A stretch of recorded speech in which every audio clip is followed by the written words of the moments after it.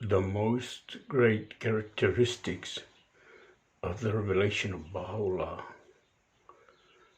a specific teaching not given by any prophets of the past, and that is the ordination and appointment of the center of the covenant. For this appointment and its provision, he has safeguarded and protected the religion of God against division and schism, making it impossible for anyone to create a new faith or factions of beliefs. He has entered into a covenant with all the peoples of the world, including interpreters and explainer of his teachings, so that no one should explain the word of God according to his own individual interpretation of the revealed word. The Book of the Covenant of Baha'u'llah is the means for preventing such a possibility. For whoever speaks from the authority of himself shall be degraded. Be informed and cognizant of this. The center of the covenant appointed by Baha'u'llah is Abdul-Baha, which means the servant of Baha, the mystery of God, the most great branch, the stainless mirror of his light, the unerring interpreter of his words, the limb of the law of God, the perfect exemplar, the center of the covenant, the mainspring of the oneness of humanity, and much, much more. Abdul-Baha spent his entire life in service, and he wished us distinction, not in material wealth or education and knowledge, but distinction in spiritual qualities, in the virtues, and particularly in service. The watchword is service. He said, we have to serve all mankind. He even gave us an analogy of the greatness of service, that why all rivers flow to the sea is because the sea is in lower than the land, is in a lower state than the land.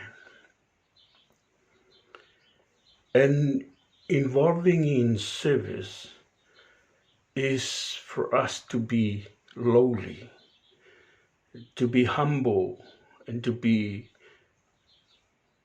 in a state of humility.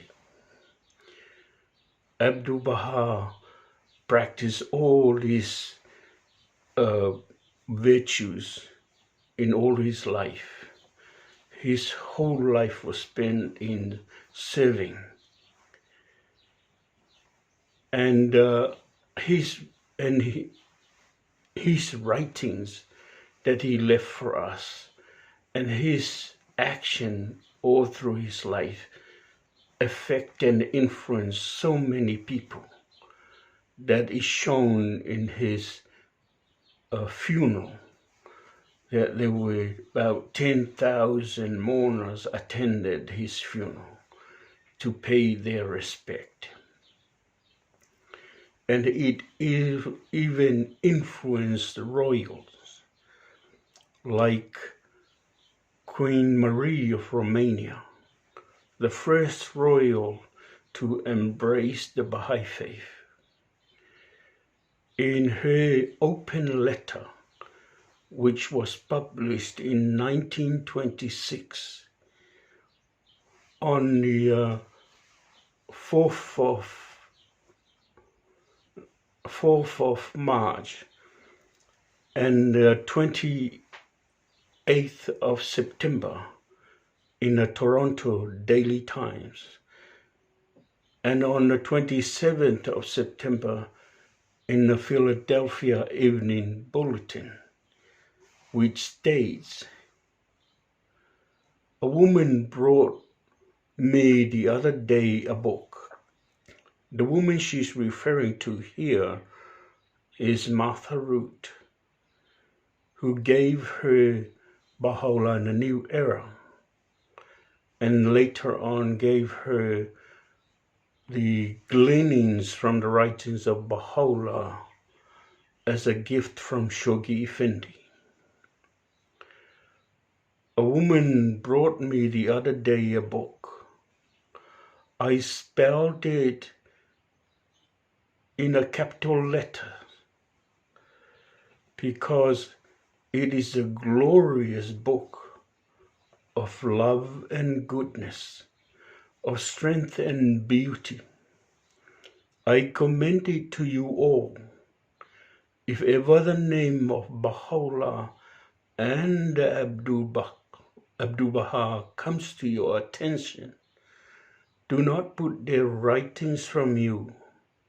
Search out their books and let their glorious, peace-bringing, love-creating words and lessons sink into your hearts as they have into mine.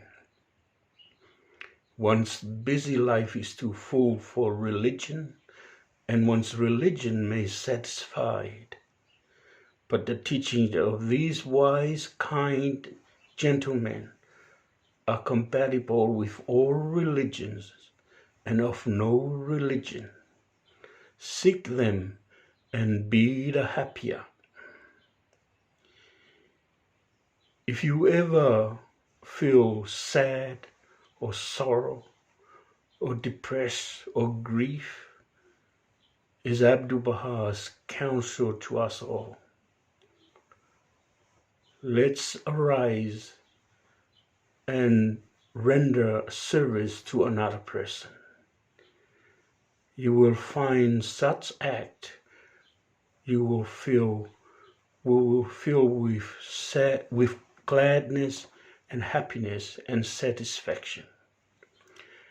Let's perform or render a service to another person in remembrance of Abdul-Baha's day of his ascension.